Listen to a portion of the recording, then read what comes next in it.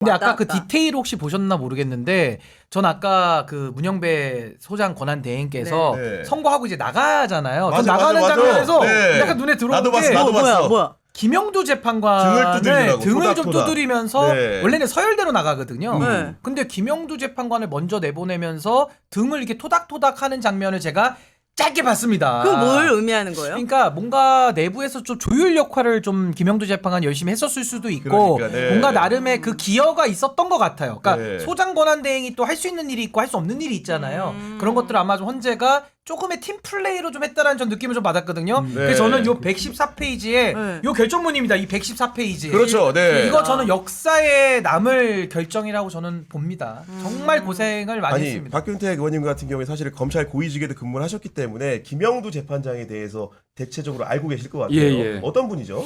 거기가 그 조금 보수적일 수는 있는데 네. 굉장히 합리적이고 정확하다고 소문이 나 그렇죠. 있죠. 네. 이번 질문도 보면은 핵심만 짚어서 날카로웠죠. 침을 놓듯이 아주, 딱딱 네. 필요한 부분만 묻지 않습니까? 옛날에 제가 그 부장 시절에 들었던 평가가 어떤 좀 현안 사건이 있는데 김용두 재판관이 판결을 내린 겁니다. 네. 무죄 판결을 내렸는데 그때 그 기자들이나 이런 분들의 평가가 뭐냐면 김용두 판사가 내린 판결이기 때문에 항소심 가서도 뒤집기는 어려울 것이다. 아하. 그 정도예요. 이렇게까지 그 정도로? 평가가 굉장히 좋으셨네요. 예, 그러니까 검사한테는 좀 불리할 수는 있는 그런 것일 수 있지만 저승사자 같은 정말 판사셨네.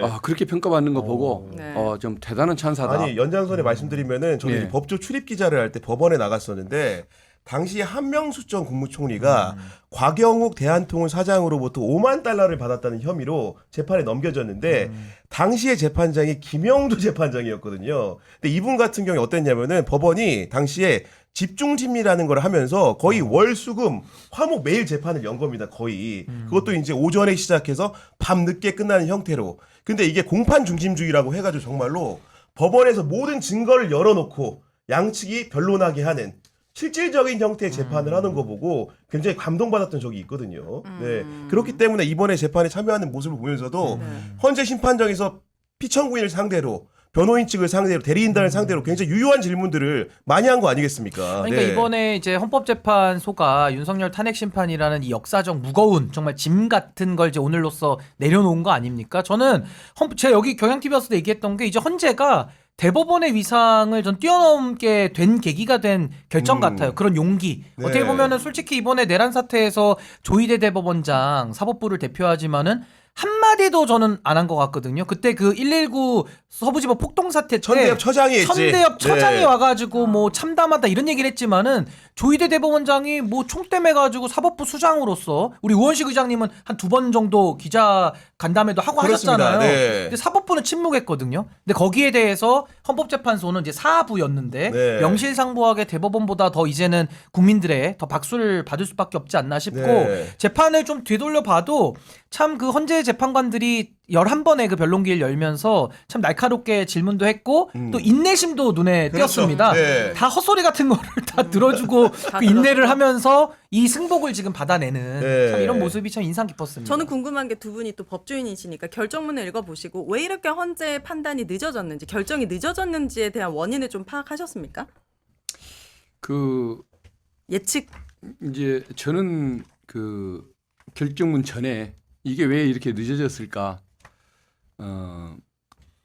서로 간에 8대 0의 완벽한 판결을 만들어서 시비의 여지를 없애는 것도 중요하지만 네. 국민이 저렇게 3주 가까이 고생을 하는데 그걸 무시해 가면서까지 8대 0 만장일치를 이루려고 했을 리는 없다는 생각이 들거든요. 아, 그렇습니까? 네. 그러면 제가 보기에는 세 분이 6분을 이루지 못하고 세 분이 반대를 하는 과정은 있었을 것 같습니다. 네. 평일에 다만- 열어보자거나 예를 들면 네. 다만 이 세 분이 영원한 반대의 목적이었는지 절차상의 시비만 네. 시비라고 하면 안 되겠죠. 절차상의 문제만 제기를 했는지 또 때가 되면 나중에 가서는 최종적으로 합의해 줄 의향이었는지 이런 그 반대의 강도 정도가 어느 정도인지는 모르지만 어쨌든 세 분이 합의를 안 해주고 끝까지 버텼기 때문에 네. 지금까지 늦어진 건 맞는 것 같습니다.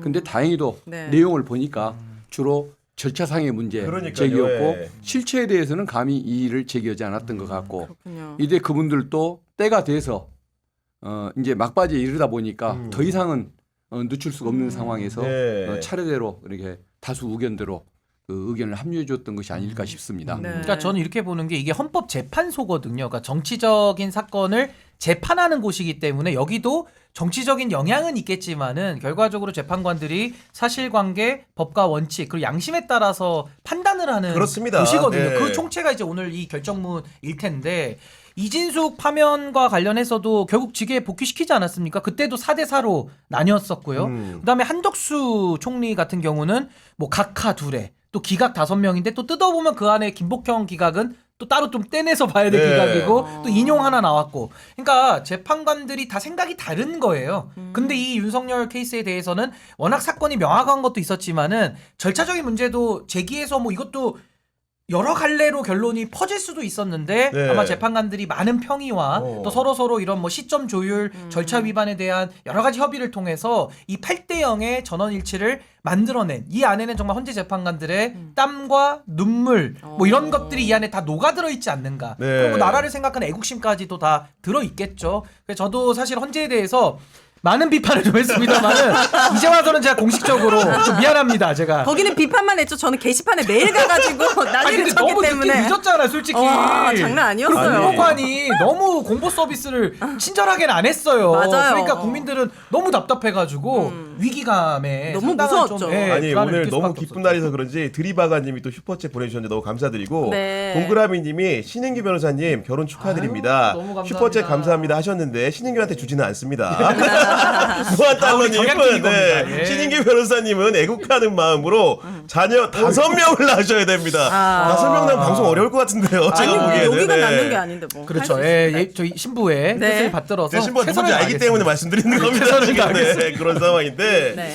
하나하나 이제 오늘 결정문의 의미를 좀 뜯어보려고 하는데 일단은 우리가 혹시나 각하 의견을 내는 재판관들이 좀 있지 않을까 이런 걱정을 많이 하면서 우리가 국회가 최초에 이제 탄핵소추안을 발의해서 헌재로 넘기는 과정에 있었던 내란죄라는 부분을 이제 뺀 부분에 대해서 그 보수 진영이라든가 아니면 윤석열 측에서는 야 이거는 소추 사유의 동일성이 상실돼 버린 거야. 그렇기 때문에 다시 국회에서 표결을 써야 되는데 너네들이 그걸 안 했기 때문에 이거는 무조건 각하다. 이런 주장했는데 헌재가 이거 확실하게 선을 그어버린 것이죠. 예, 맞습니다. 네. 박근혜 대통령 때도 상관이 없다고 했고 네. 이번에도 상관이 없다고 했습니다. 그래서 이제 실체에 들어가면 자신이 없는 쪽이 윤석열 피청구인 쪽이다 보니까 그렇게 무리한 주장을 했던 것 같습니다. 그러니까요. 부친도 네. 마찬가지고 심지어는 권성동 의원은 본인이 박근혜 대통령 때 탄핵 소추를 하면서 위원을 맡으면서 죄자는 빠져도 된다. 헌법 중심으로 주장하겠다라고 본인이 얘기해서 인정받아놓고 이번에 와서 그걸 각하를 단순히 한 주장했지 거죠. 않습니까? 네. 굉장히 좀 이해할 수 없는 태도. 그쪽에서 보면은 이해할 수 있는 태도인지는 모르겠는데 상식으로 보면은 이해할 수 없는 그런 태도를 보였습니다만은 네. 네. 그건 말이 안 되는 주장을 했던 겁니다. 물론 저런 시비를 걸 줄 알았으면 그 당시에 민주당이 그 내란 세력들 퇴출시키는데 아무리 급했어도 내란죄, 내란 행위 용어를 섞었을 필요는 없었고 지금 네. 같으면 안 쓸 것 같긴 한데 맞아요. 네. 그때 급한 마음에 죄와 행위를 막 나열을 하다 보니까 이런 시비거리는 제공은 했지만 그러나 결국은 택도 없는 주장이라는 것은 그리고 확인됐습니다. 보수 성향의 재판관들이 이 부분에 대해서는 별도의 보충 의견도 내지 않았습니다. 그 얘기는 뭐냐면 한덕수 총리 사건에서 그랬던 것처럼 이것에 대해서는 적어도 재판관들이 일치된 의견을 갖고 있었다는 것으로 봐야 될 것 같고 보충 의견이 등장한 부분은 두 군데인데 하나는 이제 정형식 재판관이 그 일사부재의 원칙 위반 여부와 관련해가지고 다른 회기에도 탄핵소추안의 발의 횟수를 제한하는 입법이 필요하다는 취지로 입법을 해야 된다는 취지로 의견을 내신 거고. 일사부재가 뭐예요? 그러니까 이제 같은 회기 내 동일한 법안을 처리하면 안 된다 이런 건데 아. 회기가 바뀌어서 예, 한 거잖아요, 그렇습니다. 그죠? 네. 회기가 달라요. 같은 회기에 한 번 기각이 됐으면 네. 또 부결이 됐으면 또 같은 의안을 또 내서 자꾸 방해하면 안 된다는 건데 네. 회기가 그 사이에 바뀌어서 바뀌었기 때문에. 새로운 회기에 냈기 때문에 네. 그건 일사부재의 원칙은 상관이 없는 겁니다. 그런 저는 식으로, 이렇게 네. 첫 번째 보충 의견이 들릴 때부터 한국말이 안 들리는 거예요. 막 일사부재 무슨 말인지 모르고 그때부터 일사 그냥 후퇴인 줄 알았던 거 아니야? 카오스가 와가지고 무슨 말이야 되게 힘들었어요. 네. 네, 그런 상황이고 김복형 조한창 재판관은 어떤 보충 의견을 냈냐? 탄핵 심판 절차에서 앞으로는 전문 법칙을 보다 엄격하게 적용할 필요가 있다는 보충 의견을 냈는데 이것도 설명 하나 부탁드립니다. 네, 네. 전문 법칙이라는 것은 네. 법관 앞에서 증언하는 내용 법관이 직접 검사하는 증거 이것만 증거로 인정할 뿐 검찰에서 했던 얘기 동네에서 들었던 소문 네. 이런 건 증거로 삼지 않는다라는 네. 겁니다. 다만 예외적으로 검찰 조사 같으면 그 증언을 한 사람이 법정에 와서 내가 그런 얘기를 한 적이 있습니다라고 그렇죠. 인정할 때만 네. 증거로 예외로 인정한다. 네. 이걸 이제 전문 법칙이라고 하는데 네. 지금 저 뭐 여러 가지 뭐 누굽니까 저 수방사령관 그렇죠. 이런 집권 중에 네. 이런 사람들이 그 이진우 사령관 같은 이진우 사람. 사령관이 검찰에서 그 죄를 인정을 했다가 법정에 와가지고 부인을 해버렸지 않습니까? 네. 그렇기 때문에 이걸 증거로 인정하면 안 된다. 이런 얘기를 하는 건데 사실은 서명 날인도 했고 변호사까지 그게 저 참여를 했기 그렇습니다. 때문에 이런 네. 경우는 인정해도 된다라는 것이 헌법재판관들 다수의 의견인데 네. 김복형, 조한창 재판관 이분들은 형사재판의 논리를 그대로 적용해서 그런 경우는 내용을 부인했으니까 증거로 삼지 않는 것이 좋겠다라고 이런 네. 고집을 피웠던 거죠. 보충. 그런 상황인데 실제로 보면은 근데 그 대신 판정에 나온 증인들 하나하나한테 재판장들이 끝에 어떤 말을 물어보냐면은 혹시 검찰에 조사받는 과정에서 이 작성된 조서에 대해서 열람하고 날인했는지를 물어본 것은 기본적으로 그 진술에 동의하느냐 이 얘기 물어본 거 아니겠습니까? 그렇죠. 그러니까 아무래도 이제 전문 증거라는 게 좀 증거 능력을 막 인정해 버렸을 때는 사실상 이제 형사 재판에서 불이익이 또 있을 수 있으니까 좀 엄격하게 통제를 하고 네. 결국 법관 앞에 나와가지고 이제 진정성님 인정이 되든지 아니 법관 앞에 와서 진술을 직접 하든지 이렇게 했을 때 증거 능력을 이제 높게 평가를 하는 건데. 저는 그 이번에 보충 의견이 대립이 된 지점이 바로 거기거든요. 이미선 그리고 김영두 재판관은 네. 증거 능력 전문 증거에 대해서 이거를 완화시켜서 맞아, 그렇게 결국에는 얘기했어. 예. 이제 적용을 해야 된다라고 했고 아. 김복형, 조한창 이 두 분은 오히려 엄격하게 해야 된다 지금 이렇게 얘기를 하니까 부딪히네. 둘이 지금 2대2로 갈리잖아요. 네. 이렇게 이해하시면 될 것 같아요. 헌법재판소에서 하는 탄핵심판이라는 거는요. 징계에 관한 재판이기 때문에 우리가 병원으로 비유를 하면 그냥 진찰받는 거예요. 가서 감기약 오. 타오는 정도고 네. 형사재판은 수술 받는 거랑 똑같습니다. 우리가 수술 받을 때 어떻게 하죠? MRI도 찍고 CT도 찍고 뭐 별의별 검사를 다 하고 하잖아요. 네. 그러니까 형사재판은 그래서 엄격하게 하라고 하는 거고 수술 같은 건데 지금 헌법재판은 수술이 아니고 이건 그냥 진찰받는 그렇죠. 것과 네. 같아서 사실 우리가 민사재판에서도 가처분과 본안의 증명도가 다르잖아요. 가처분에서는 소명 정도를 우리가 요구를 하는 맞습니다. 거고 네. 본안에선 증명 엄격하게 요구하거든요. 엄격하게. 네. 분명히 이 차이가 탄핵재판과 형사재판이 다른데 오히려 김복형, 조한창 이 두 분은 두 개를 좀 거꾸로 놔가지고 더 엄격하게 하자고 하니까 이 논리적으로나 법리적으로는 안 맞는 주장이에요. 근데 이분들도 그걸 알았는지 이번 사건 말고 앞으로는이라는 단서를 또 네. 앞에 붙여놨더라고요. 앞으로는. 그러니까 앞으로는. 앞으로는 그렇게 하자는 네. 거예요. 그래서 아마 제가 볼 때는 법리 다툼보다는 이분들도 다 아시는데 좀 시간 지연 차원에서 제기를 한 것이고